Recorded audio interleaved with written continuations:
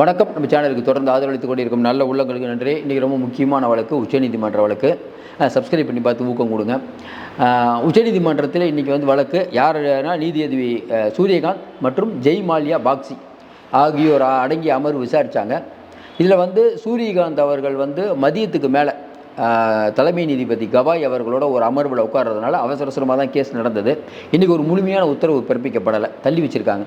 ஆனால் இதில் இன்றைக்கி பேசின விதம் என்னென்னா, ஜனநாயக சீர்திருத்த சங்கத்தின் மூத்த வழக்கறிஞர், அதாவது இந்த சீர்திருத்த நடவடிக்கை வேணான்னு சொல்லக்கூடிய வழக்கறிஞர் கோபால் சங்கரநாராயணன் அவர் என்ன சொல்கிறாரு, விரைவு பட்டியல் அறிவிப்பை நிறுத்துமாறு பெஞ்சை வலியுறுத்தினார்.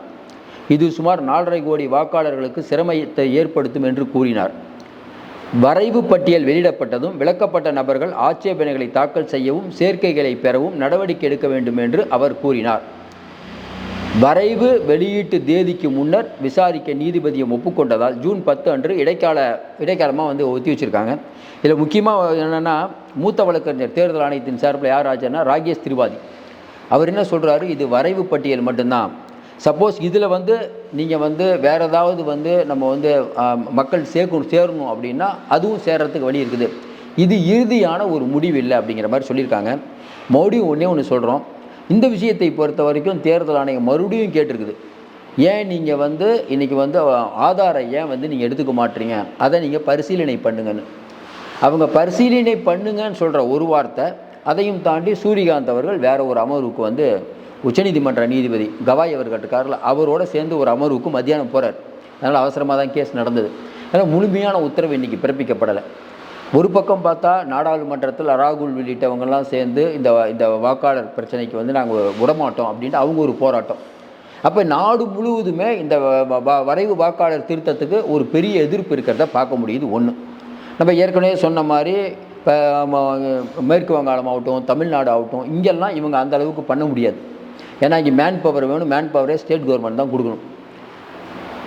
வெஸ்ட் பெங்கால் ஆளே கொடுக்காமல் இருக்காங்க அந்த அம்மா. அப்புறம் தேர்தல் ஆணையம் லெட்ரு போடுது, என்னென்ன தேர்தல் ஆணையத்தில் ஸ்டாஃபே இல்லை, தேர்தல் ஆணையத்துக்கு ஃபண்டே ஒதுக்கலை, இதெல்லாம் கொஞ்சம் பண்ணுங்கம்மா அப்படின்ட்டு. மேலே இருக்கக்கூடிய தேர்தல் ஆணையம் அவர்களே நினச்சாங்கன்னா ஆள் போட முடியும். அது ரொம்ப ஸ்டேட்டுக்கும் சென்ட்ரலுக்கும் சண்டை வந்த மாதிரி அது பெரிய பிரச்சனை முடியும்.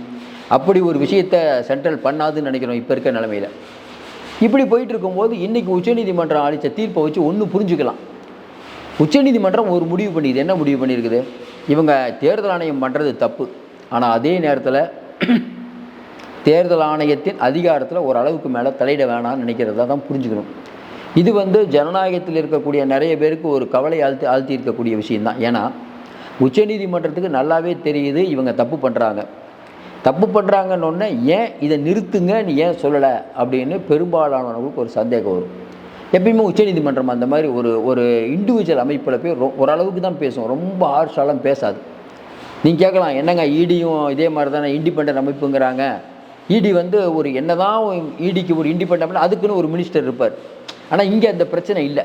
இடி வேறு, தேர்தல் ஆணையம் வேறு. இடிக்கு கொடுக்கக்கூடிய அழுத்தத்தை தேர்தல் ஆணையத்துக்கு இன்றைக்கி நீதியரசர் கொடுக்கல. இதற்கு காரணம் நம்ம ஏற்கனவே சொன்ன மாதிரி, நீதியரசர்களுக்கும் நல்லா தெரியும் இன்றைக்கி இருக்கக்கூடிய ஆளுநர்லேருந்து ஜனாதிபதி, குறிப்பாக ஆளுநர் பல மாநிலங்களில் என்ன அக்குறுமம் பண்ணிகிட்டு இருக்காங்கன்னு தெரியும். ஆனால் அவர்களுக்கு இருக்க அந்த சட்ட பாதுகாப்பை உடைக்கிறது அப்படிங்கிறது, அரசியலமைப்பு சட்டம் கொடுத்த பாதுகாப்பை உடைக்கிறதுங்கிறது அது பெரிய தவறாக முடிஞ்சிடும். இந்த ஒரு விஷயத்துக்காக பண்ணலாமான்னு உச்சநீதியரசர் யோசிக்கிறார். அதையும் தாண்டி நம்ம ஆளுநர் RN ரவி அவர்கள் விஷயத்தில் உங்களுக்கு தெரியும், உச்சநீதிமன்றம் நாங்களே அந்த ஒப்புதல் கொடுத்து வரலாற்று சாதனையெல்லாம் நிகழ்த்தினாங்க. அது மட்டும் இல்லாமல் ஜனாதிபதிக்கும் காலக்கெடு நிர்ணயித்தாங்க. ஆனால் இன்றைக்கி தேர்தல் ஆணையத்துக்கு அப்படி ஒரு அழுத்தத்தை ஏன் கொடுக்கல? ஏங்க நீங்கள் ஆதாரம் எடுத்துக்க வேண்டியதானே அப்படின்னு ஏன் சொல்லலை அப்படின்னு நிறைய பேர் ஆதங்கம் கிளப்புறாங்க. மக்களுக்கு, பெரும்பாலான மக்களுக்கு அந்த ஆதங்கம் உண்டு. ஆனால் நடக்கிற ஒரு விஷயம் ஆதார் அப்படிங்கிறத நாங்கள் ஏற்றுக்க மாட்டோம் அப்படின்னு சொல்கிறதன் விளைவாக இன்றைக்கி ஏதோ ஒரு விதத்தில் இந்த ஆதாரை கொடுத்த ஒன்றிய அரசு, ஒன்றிய அரசு தானே ஆதார் கொடுத்தது. அப்போ நீங்கள் ஆதார் கொடுத்தீங்க, அதுலேயே மோசடி பண்ணலான்னா ஏன் தேர்தல் அந்த எக்யூப்மெண்ட்டை ஹேக் பண்ண முடியாது அப்படிங்கிற நிறையா பேர் நீ கமெண்ட்லாம் போட்டுட்ருக்காங்க. நீங்கள் என்ன வேணால் கமெண்ட் போடுங்க, நாங்கள் அப்படி தான் இருப்போம்னு தேர்தல் ஆணையம் ஒரு பக்கம் பக்காவாக இருக்குது. ஏன்னா தேர்தல் ஆணையம் ஒரு முடிவு பண்ணிடுச்சு, நாங்கள் ஒரு முடிவு எடுத்துட்டோம், அதிலேருந்து பின்வாங்க மாட்டோம். பெரும்பான்மையான மக்களின் உணர்வு அதெல்லாம் உங்களுக்கு எப்படி தெரியும்? பெரும்பான்மையான மக்களின் உணர்வு இப்போ தேர்தல் ஆணைய அதிகாரி வந்து போன தடவை ஹியரிங்க்கு வரும்போது பெரும்பாலான மக்கள் வந்து வாக்குச்சீட்டுக்கு மாறுறாங்க அப்படின்னு இந்த பக்கத்தில் இருக்கவங்க சொல்லும்போது, பிரசாந்த் பூஷன் நினைக்கிறேன் 2-3 ஹியரிங்க்கு முன்னாடி, அது எப்படி நீங்கள் எப்படி சொல்லிங்க பெரும்பான்மையான மக்கள்கிட்ட ஓட்டெடுப்பு நடத்துனீங்களாங்கிற ரேஞ்சு கேட்குறாங்க. இயற்கையிலே புரியுது இல்லைங்க. நீங்களே ஒரு 10 பேர்கிட்ட பேசுங்க, ஒரு 8 பேர் சொல்லுவாங்க. அது தமிழ்நாட்டில் 9 பேர் சொல்லுவாங்க, சங்கிகள் மட்டும்தான் சொல்ல மாட்டாங்க. அப்போ 10 பேர் 9 பேர் ஆகாது. ஏன்னா தமிழ்நாட்டில் வந்து பிஜேபி ஒரு 10 பேர் தான் இருக்காங்க. தமிழ்நாட்டில் வந்து மேக்சிமம் 99.9 முழுக்க வந்து தேர்தல் ஆணையம் தான் காரணம். ராகுல் காந்தி சொல்கிறது சரி, தேர்தல் ஆணையங்கிற ஒரு அமைப்பு இல்லைன்னா பிஜேபி ஜெயிப்பதற்கான வாய்ப்பே இல்லை. இவங்க போன மகாராஷ்டிராவில் எல்லாரும் சொல்கிற மாதிரி காங்கிரஸ் தான் ஜெயிச்சிருக்கணும், இவங்க தான் வேலை பண்ணி தான் ஜெயித்தாங்க, ஹரியானாலே இவங்க தோற்றுட்டாங்க, பல விஷயங்கள் வந்து கொண்டு இருக்கிறதா இல்லையா? அப்போ தேர்தல் ஆணையத்துக்கு ஒரு பெரிய ரிலீஃப் கிடைச்சிருச்சானா? இன்னும் ரிலீஃப் கிடைக்கல. ஏன் மறுபடியும் ஒரு வாரத்தில் ஒத்தி வச்சுருக்காங்க. அப்போ ஏங்க நாங்கள் தான் சொன்னோமே ஆதாரை ஒரு கன்சிடர் பண்ணுங்கன்னு, ஏன் நீங்கள் இவ்வளோ மூர்க்கத்தனமாக இருக்கிறீர்கள்னு கேட்டாங்கன்னா அது இன்னும் சிக்கலாக போயிடும்.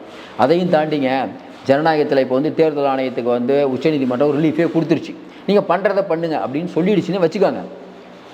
எலெக்ஷனில் நிற்கக்கூடிய எதிர்க்கட்சி எதுவுமே நிற்காம விட்டுட்டா ஜனநாயகம் அப்படிங்கிறது என்ன? ஒரு ஆளுங்கட்சி ஒரு எதிர்க்கட்சி. பிரதான எதிர்க்கட்சிகள் வந்து இன்றைக்கி வந்து நான் வந்து இல்லைங்க நான் வந்து தேர்தலை புறக்கணிக்கிறேன்னு சொன்னால் அது வந்து உச்சநீதிமன்றம் கண்டிப்பாக தலையிடும். அதையும் தாண்டி இப்போ வந்து நாடாளுமன்றத்தில் இருக்குது, மோடி ஓரளவுக்கு தான் பொறுத்து போக முடியும். நாடாளுமன்றத்தில் ஓரளவுக்கு மீறி இன்றைக்கி மோடி ரொம்ப சர்வாதிகாரி மாதிரி நடந்துக்கிறான்னு வச்சுக்கோங்களேன். ஒட்டு மொத்தமாக எதிர்க்கட்சியை நாங்கள் எல்லாம் ரிசைன் பண்ணுறோம் அப்படின்ட்டாங்கன்னு வச்சுக்கோங்களேன், என்ன பண்ணுவீங்க? பிஜேபி மட்டும் உட்காந்து நாடாளுமன்றத்தை நடத்திட முடியும்னு நினைக்கிறீங்க?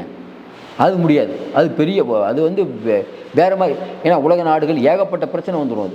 அது மோடிக்கும் தெரியும். நிறைய பேர் கேட்குறாங்கல்ல, என்னங்க தேர்தல் ஆணையம் வந்து நான் நடத்தியே தீர்வோங்கிறாங்க, பிஜேபி தேர்தல் ஆணையமும் நாங்கள் இந்த சீர்திருத்தம் பண்ணியே தீர்வோம், நாங்கள் வந்து அதாவது என்ன ஊழலுக்கு அப்பாற்பட்டவர் மோடி, அதேமாரி தேர்தல் ஆணையம்ங்கிறது வந்து இறந்தவர்களையும் ஏமாற்றி ஓட்டர் லிஸ்ட்டில் வந்தவங்களையும் நாங்கள் வந்து கண்காணிக்க போகிறோம், அவங்களெல்லாம் களை எடுக்க போகிறோங்கிறீங்க. போன எம்பி எலெக்ஷனில் இவங்க தானே சார் ஓட்டு போட்டாங்க, அதுக்கு பதிலே சொல்ல மாட்டாங்க. இப்போ நம்ம சாதாரண மக்களுடைய கேள்வி என்ன? சரிங்க, போன தடவை எம்பி எலெக்ஷனில் இதே ஆளுங்க தானே ஓட்டு போட்டாங்க, நீங்கள் சொன்ன ஃபோர்ஜரியான ஆளுங்க 52 லட்சம் பேர் விளக்கிறீங்க. அந்த 52 லட்சம் பேர் எப்படி பீகார் தேர்தலில் ஓட்டு போட்டாங்க? அந்த பீகார் தேர்தலில் ஓட்டு போட்டு நீங்கள் தானே பெரும்பான்மையாக ஜெயிச்சிருக்கீங்க. அது எப்படி நடந்தது? அப்போ எங்கே குளறுபடி வந்தது?